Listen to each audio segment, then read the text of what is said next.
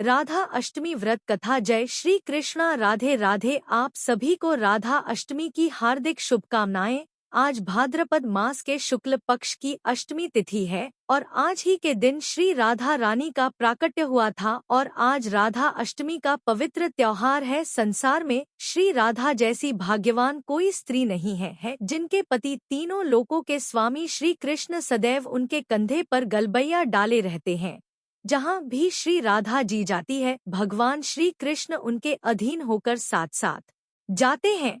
श्री कृष्ण जी के वाम भाग से प्रकट हुई श्री राधा कठिन प्रेम और सेवा करके ही श्री कृष्ण के प्रेम की स्वामिनी बनी और उन्हें प्राणों से भी अधिक प्रिय हुई है। आज मैं आपको सुना रही हूँ श्री राधा अष्टमी के दिन सुनी जाने वाली बड़ी ही कथाएं। तो इन कथाओं को बड़ी ही श्रद्धा और प्रसन्न चित्त मन से पूरा अवश्य सुनिए। इन कथाओं को सुनने से मनुष्यों की सभी मनोकामनाएं पूर्ण हो जाती हैं तथा पाप और संकट कट जाते हैं।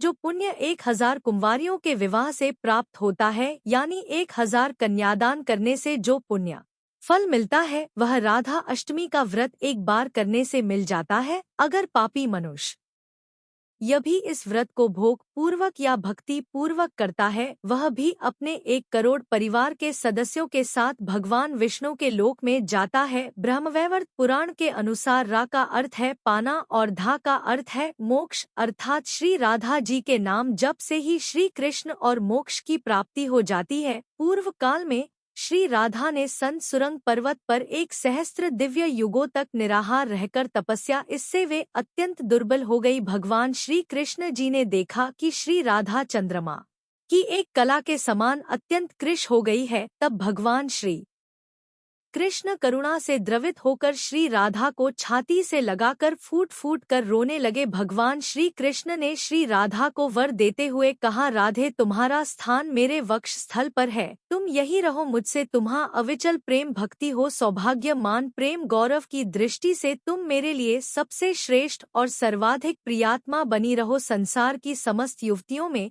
तुम्हारा सबसे ऊंचा स्थान है। मैं सदा तुम्हारे गुण गाऊंगा, पूजा करूंगा, तुम सदा मुझे अपने अधीन समझो। मैं तुम्हारी प्रत्येक आज्ञा का पालन करने के लिए बाध्य रहूंगा। जैसे आभूषण शरीर की शोभा है, उसी प्रकार तुम मेरी शोभा हो। भगवान श्री कृष्ण जी कहते हैं, श्री राधा मेरी परम आत्मा है, मेरा जीवन है। श्री राधा से ही प्रेम प्राप्त करके मैं उस प्रेम को अपने भक्तों में बांटता हूँ। भगवान श्री कृष्ण जी की सेवा से ही श्री राधा जी ने सबसे अधिक मनोहर रूप, सौभाग्यमान गौरव तथा श्री कृष्ण के हृदय स्थल में स्थान, उनका पत्नीत्व प्राप्त किया है। वृंदावन लीला अपने लौकिक दृष्टि से तो श्री कृष्ण जी 11 वर्ष की अवस्था में ही ब्रज का परित्याग करके मथुरा आ गए थे। इतनी छोटी अवस्था में स्त्रियों के साथ रणय की बात कल्पना में ही नहीं आती और अलौकिक जगत में श्री राधा कृष्ण दोनों सर्वथा एक ही है। फिर भी भगवान ने ब्रह्मा जी को श्री राधा के दिव्य विग्रह का दर्शन कराने का वरदान दिया था। उसकी मूर्ति के लिए उन्होंने ब्रह्मा जी को एकांत वन में श्री राधा के दर्शन कराए और वहीं ब्रह्मा जी के द्वारा रसराज कृष्ण और महाभार रूपी राधा की विवाह लीला भी संपन्न हुई। यह विवाहिता श्री राधा जी सदैव ही भगवान श्री कृष्ण के संग रहती है, परंतु छिपी रहती हैं। केवल कृष्ण कृपा होने पर ही साधक को इस युगल जोड़ी के दुर्लभ दर्शन होते हैं। पौराणिक कथाओं के अनुसार राधा माता गोलोक में श्री कृष्ण जी के साथ निवास करती थी। एक बार देवी राधा गोलोक से कहीं बाहर गई, जब वापस आई तो देखा कि कृष्ण भगवान गोलोक में नहीं है। उस समय भगवान श्री कृष्ण अपनी एक सखी विराजा के साथ गोलोक में घूम रहे थे। यह बात जब राधा जी को मालूम हुई तो उन्हें गुस्सा आया और वे सीधे उनके पास पहुंच गई। वहां पहुंचकर उन्होंने भगवान श्री कृष्ण को बहुत भला बुरा कहा। राधा जी का यह व्यवहार भगवान श्री कृष्ण के मित्र श्रीदामा को बुरा लगा और उन्होंने राधा जी को पृथ्वी पर जन्म लेने का श्राप दे दिया। राधा रानी को इतने गुस्से में देखकर कृष्ण भगवान की सखी विराजा भी वहां से चली गई। इस श्राप के बाद राधा रानी ने बदले में श्रीदामा को श्राप देते हुए राक्षस कुल में जन्म लेने का श्राप दे दिया। राधा रानी के द्वारा दिए गए श्राप के कारण ही श्रीदामा का जन्म शंखचूर्ण दानव के रूप में हुआ था। दानव कुल में जन्म लेने के बाद भी भगवान विष्णु का अनन्य भक्त बना। वहीं दूसरी और राधा रानी ने भी पृथ्वी पर वृषभानु के घर पुत्री के रूप में जन्म लिया, लेकिन राधा रानी वृषभानु जी की पत्नी देवी कीर्ति के गर्भ से नहीं जन्मी थी। दरअसल जिस समय श्रीदामा और राधा रानी ने एक दूसरे को श्राप दिया, तब भगवान श्री कृष्ण जी ने राधा रानी से कहा, है राधे, अब आपको पृथ्वी पर देवी कीर्ति और वृषभानु जी की पुत्री के रूप में रहना है। इसके आगे भगवान श्री कृष्ण ने राधा रानी से कहा कि जब आप विवाह के योग्य हो जाएगी तो आपका विवाह मनुष्य के अवतार में रायण नामक एक वैश्य से होगा। हालांकि वह भी मेरे अंश अवतारों में से ही एक होगा। आप धरती पर भी मेरी प्रियतम बनकर ही रहेगी, परंतु हम दोनों को वहां बिछड़ने का दुख सहन करना होगा। हे राधा रानी, अब आप धरती पर जन्म लेने की तैयारी करें। सांसारिक दृष्टि से देवी कीर्ति गर्भवती हुई और उन्हें प्रसव भी हुआ, लेकिन देवी कीर्ति के गर्भ में योग माया की प्रेरणा से वायु का प्रवेश हुआ और उन्होंने वायु को ही जन्म दिया। जब वह प्रसव पीड़ा से गुजर रही थी तो उसी समय महादेवी राधा रानी एक प्यारी सी कन्या के रूप में प्रकट हो गई। जिस दिन राधा रानी प्रकट हुई वह भाद्रपद शुक्ल पक्ष की अष्टमी का दिन था, इसलिए भाद्रपद शुक्ल पक्ष अष्टमी को राधा रानी अष्टमी के रूप में जाना जाता है। इस दिन भगवान श्री कृष्ण और राधा रानी की पूजा की जाती है। इस व्रत को करने से हमें सभी सांसारिक सुख आनंद प्राप्त होते हैं। मान्यता के अनुसार इस व्रत को करने से धन की कमी नहीं होती और घर में बरकत बनी रहती है। आइए अब मनोकामना को पूरी करने वाली राधा अष्टमी की बड़ी ही दुर्लभ कथा को सुनते हैं। आप लोग बड़ी ही श्रद्धा से पूरी कथा सुनिए। एक गांव में रमा नाम की एक स्त्री थी। उसके विवाह को 5-6 वर्ष हो गए थे, लेकिन उसकी कोई संतान नहीं थी। एक बार श्री राधा अष्टमी का उत्सव आया। गांव की औरतें बरसाना जा रही थी। औरतों ने कहा कि तुम भी बरसाना चलो, राधा रानी बड़ी दयालु है, तुम्हारी गोद जरूर भर देगी। वह स्त्री कई महीनों से घर से बाहर नहीं निकली थी, इसलिए उसके पति और सास ने भी उसे जाने की आज्ञा दे दी। बस उसने मन में ठान लिया कि राधा रानी मेरी गोद जरूर भरेंगी। जिस दिन उसे जाना था उसी दिन उसके पैर में चोट लग गई, चला भी नहीं जा रहा था। फिर भी वह स्त्रियों के संग यात्रा पर चली गई। सारे रास्ते राधा कृष्ण जी का जाप कीर्तन करती हुई गई और बरसाना पहुंचकर नहा धोकर राधा जी के मंदिर में जाने के लिए तैयार हुई। राधा जी के महल में जब जाते हैं तो ऊपर बहुत सी सीढ़ियां चढ़ने पड़ती है। रमा जैसे ही सीढ़ियां चढ़ने लगी तब वह स्त्रियों से बोली कि तो तुम लोग आगे आगे चलो, मैं धीरे धीरे सीढ़ियों से आ रही हूँ।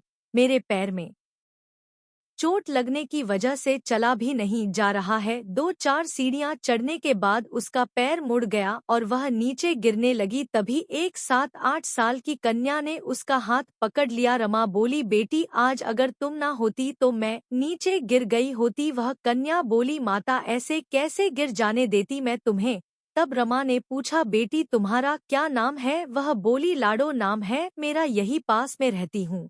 वे दोनों सीढ़ियों पर बैठ गई। लाडो कहने लगी, माता मेरे लिए क्या लाई हो ना, कोई जान पहचान और लाडो ऐसी बात कर रही है। फिर रमा ने कहा, लाडो मैं कल तुम हारे लिए कुछ ना कुछ ले अवश्य आऊंगी, तुम्हें क्या पसंद है। तब लाडो कहने लगी, मुझे नथनी, गले का हार, कान के कुंडल, चूड़ियां, मेहंदी, घाघर, चोली, यह सब चीज पसंद है, कुछ भी ले आना। इतना कहकर वह बालिका भाग गई। जैसे तैसे रमा भी मंदिर में दर्शन करके लौट आई। फिर रमा उस बालिका के बारे में सोचने लगी और बाजार में उसने गले का हार और चूड़ियां उसके लिए ली। अगले दिन उसी जगह जहाँ लाडो उसे मिली थी वह वहीं जाकर लाडो का इंतजार करने लगी।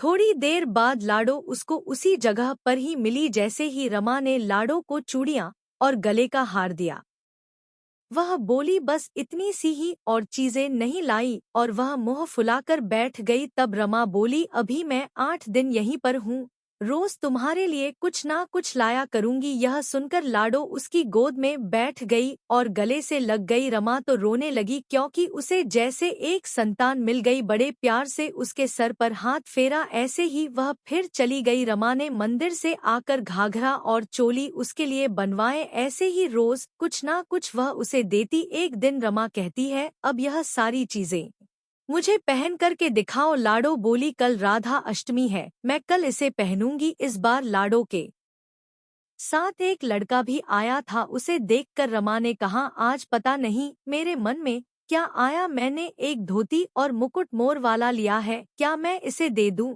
लाडो बोली, काना है, मेरे साथ ही रहता है, हाँ तुम इसे दे दो। ऐसा कहकर वे दोनों सामान ले लेकर चले गए। अगले दिन राधा अष्टमी थी। जब रमा सीढ़ियों पर आई, वहां उसे आज कोई नहीं मिला, ना वह लाडो और ना ही वह लड़का। बहुत इंतजार के बाद जब वह मंदिर में पहुंची तो वहां बहुत भीड़ थी, कीर्तन और नृत्य हो रहा था। इसी तरह भीड़ को चीरती हुई वह आगे पहुंची और वहां पहुंचकर वह राधा जी को देखा और ठाकुर जी को देखा। रमा ने जो जो चीजें लाडो को दी थी वही सारा सामान राधा कृष्ण जी पहने हुए थे। वह पत्थर सी हो गई, आंखों से आंसू बहने लगे। बात समझते देर ना लगी कि वह लाडो राधा जी और कना कृष्ण जी हैं।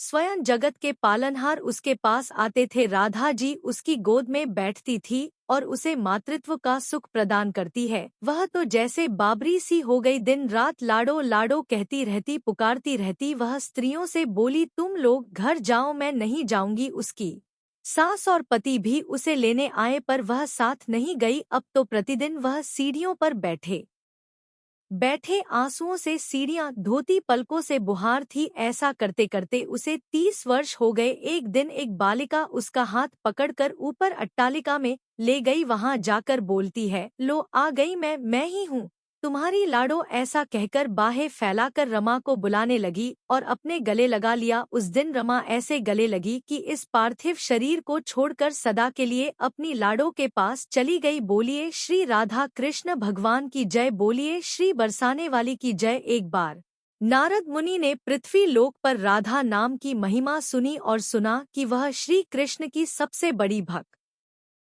है। नारद जी को लगता था कि वह श्री हरि के सबसे बड़े भक्त हैं।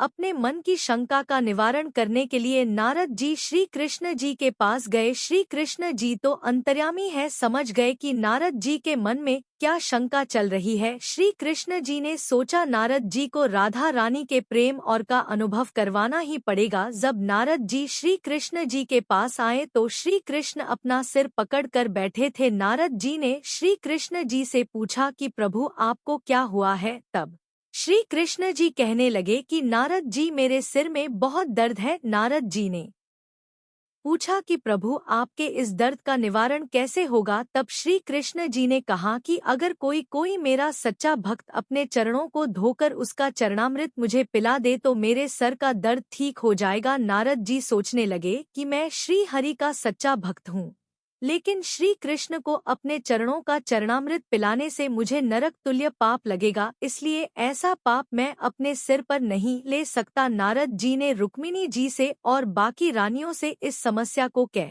सुनाया, लेकिन कोई भी इस पाप को अपने सिर पर लेने को तैयार ना हुआ। नारद जी को राधा रानी की याद आई कि वह भी तो श्री कृष्ण जी की सच्ची भक्त है। नारद जी ने जाकर सारा प्रसंग राधा रानी को सुनाया। राधा रानी ने उसी समय एक पात्र में जल लेकर अपने चरणों को धोकर वह जल नारद जी को दिया और कहा कि जल्दी से जाकर इसे श्री कृष्ण जी को दे दो। राधा रानी नारद जी से कह लगी, मैं जानती हूँ कि इस बात के लिए मुझे नरक तुल्य पाप लगेगा। राधा रानी आगे नारद जी से कहती है, श्री कृष्ण के दर्द के निवारण के लिए मैं कोई भी पाप अपने सर पर लेने को तैयार हूँ। नारद जी श्री कृष्ण जी के पास गए तो श्री कृष्ण मंद मंद मुस्कुरा रहे थे।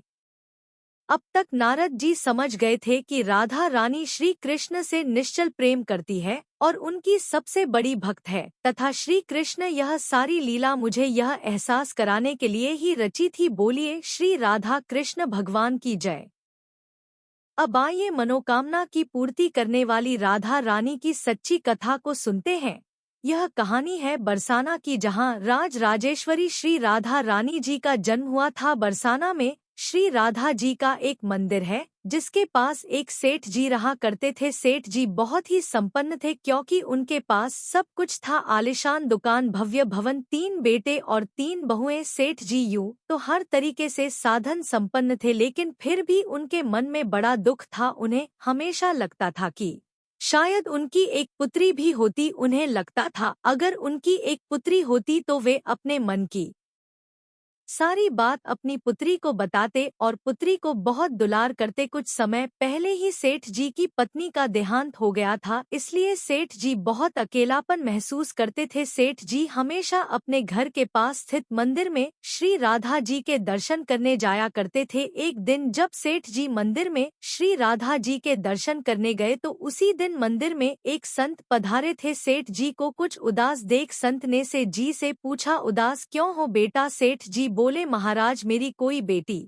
नहीं है इसलिए मैं उदास हूँ। संत मुस्कुराए और बोले, यदि जीवन में किसी का अभाव है तो उसकी जगह भगवान को बिठा लेना चाहिए। सेठ जी बोले, महाराज मेरे तो कोई बेटी नहीं है तो मुझे क्या करना चाहिए? संत बोले, अरे सेठ जी, जब तुम्हें बरसाने में वास मिला है तो तुम बरसाने की बेटी श्री राधा रानी जी को ही अपनी बेटी क्यों नहीं मान लेते? संत की यह बात सेठ जी को बहुत पसंद आई। उसी दिन सेठ जी ने श्री राधा जी का एक बड़ा सा चित्र मंगवाया और उसे अपने कमरे में लगा लिया। अब तो सेठ जी का जीवन ही बदल गया। वे उठते बैठते सोते जागते श्री राधा जी को अपनी बेटी मानकर उनसे बातें करने लगे। उन्हें अपनी पुत्री को हर बात बताने में बहुत आनंद आता था। सेठ जी की राधा रानी जी में ऐसी लगन लगी कि जब भी वे दुकान जाते तो श्री राधा रानी को भोग लगाकर प्रसाद पाकर ही जाते थे। शाम को लौटते तो राधा रानी को प्रणाम करते, उनसे बातें करते और भोग लगाकर फिर प्रसाद ग्रहण करते और हर समय श्री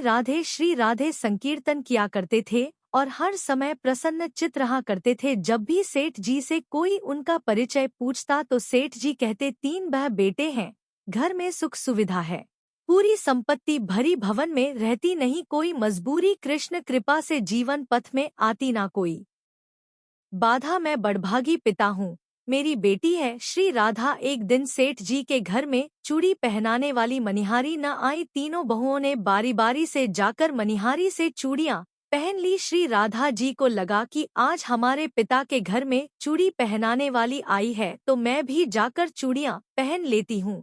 जैसे ही तीनों बहुएं चूड़ियां पहन कर गई, श्री राधा जी प्रकट हो गई। मनिहार ने जब राधा जी का स्वरूप देखा तो वह उन्हें देखती ही रह गई। राधा जी बोली, मुझे भी चूड़ी पहनाओ। मनिहार ने समझा सेठ जी के घर में कोई मेहमान आया होगा, यही सोचकर मनिहार ने राधा जी को भी चूड़ियां पहना दी। श्री राधा जी चूड़ियां पहनने के बाद एक ओट में जाकर अंतर ध्यान हो गई। सभी को चूड़ियां पहनाकर मनिहारन हमेशा की तरह चूड़ियों का पैसा लेने सेठ जी की दुकान पर चली गई। मनिहार को देखते ही सेठ जी बोले, घर पर चूड़ियां पहनाने गई थी, यह लो तुम्हारे पैसे। सेठ जी ने मनिहार को हर बार के जितने ही पैसे दिए। मनिहारन बोली, सेठ जी इस बार मैं ज्यादा पैसे लूंगी, मैंने आपके घर में 3 नहीं बल्कि 4 जनों को चूड़ियां पहनाई है। सेठ जी बोले, हमारे घर में 3 बहू के अलावा चौथी तो कोई है ही नहीं जो चूड़ी पहनने वाली हो। मनिहार बोली, यह सब मैं नहीं जानती, लेकिन मैंने तो चूड़ी 4 को पहनाई है। सेठ जी बोले कि पहले मैं घर में पता करूंगा, बाकी के पैसे उसके बाद दूंगा। मनिहार बोली, ठीक है सेठ जी, आप घर में पता कर लीजिएगा। यह कहकर मनिहार चली गई। शाम को सेठ जी घर पर पहुंचे। उन्होंने घर में मनिहार के बारे में पूछा। उनकी बहुओं ने कहा कि केवल हम तीनों ने ही चूड़ियां पहनी थी। सेठ जी अपनी बहुओं से बोले, मैं भी यही सोच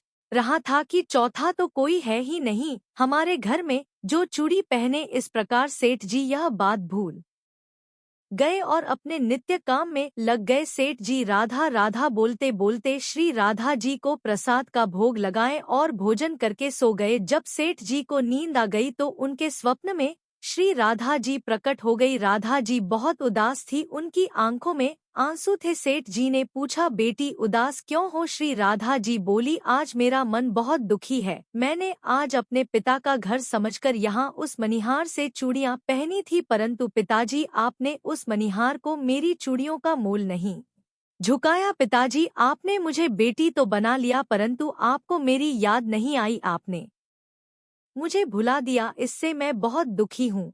यह सुनकर सेठ जी सपने में ही रोते हुए बोले, बेटी मुझे क्षमा कर दो, मुझसे बहुत बड़ी भूल हो गई। सेठ जी तुरंत नींद में से उठ बैठे, उनकी आंखों से आंसू आ रहे थे। सेठ जी ने तुरंत तिजोरी में से पैसे निकाले और महारिन के घर की तरफ चल दिए। सेठ जी ने मनिहार के घर का दरवाजा खटखटाया। मनिहार ने दरवाजा खोला और बोली, सेठ जी आप इतनी रात को? सेठ जी को अपने घर पर देखकर मनिहार चौंक गई। सेठ जी के नेत्रों में आंसू भरे थे। सेठ जी बोले, तुम्हारे जैसा बड़भागी कोई नहीं है। मनिहार बोली, सेठ जी क्या हुआ? सेठ जी बोले, मैंने राधा जी को अपनी बेटी बनाया, परंतु मैंने उन्हें कभी अपने नेत्रों से नहीं देखा, लेकिन तुमने आज उन्हीं राधा जी को अपने हाथों से चूड़ियां पहनाई है। आज तुम्हारे जितना भाग्यशाली इस धरती पर कोई नहीं है। मैं तुम्हें अपनी पुत्री की पहनी हुई चूड़ियों का मूल्य चुकाने आया हूँ। यह कहकर सेठ जी ने रुपयों से भरी हुई थैली मनिहार के सामने रख दी और कहा, इसमें से जो भी लेना हो वह ले लो। जब मनिहार ने सुना कि स्वयं राधा जी उससे चूड़ियां पहनने आई थी तो उसकी आंखों से भी आंसुओं की धारा बह निकली। मनिहार बोली, सेठ जी मैं राधा रानी की चूड़ियों के पैसे आपसे कैसे ले सकती हूँ? राधा रानी तो इस बरसाने की बिटिया है और मैं बिटिया की चूड़ी के पैसे आपसे नहीं लूंगी। परंतु सेठ जी नहीं माने। सेठ जी ने रुपयों से भरी हुई थैली मनिहारन के घर पर रख दिए और वहां से सीधे श्री राधा जी के मंदिर चले गए। उस दिन के बाद सेठ जी ने सब कुछ छोड़कर संन्यास ले लिया और अपना शेष जीवन राधा जी के मंदिर में धा जी की भक्ति करते करते बिता दिया। जय श्री कृष्णा, जय श्री राधे। अगर वीडियो पसंद आई तो हमारे चैनल को सब्सक्राइब करें और कमेंट में राधे राधे लिखना ना भूले। धन्यवाद।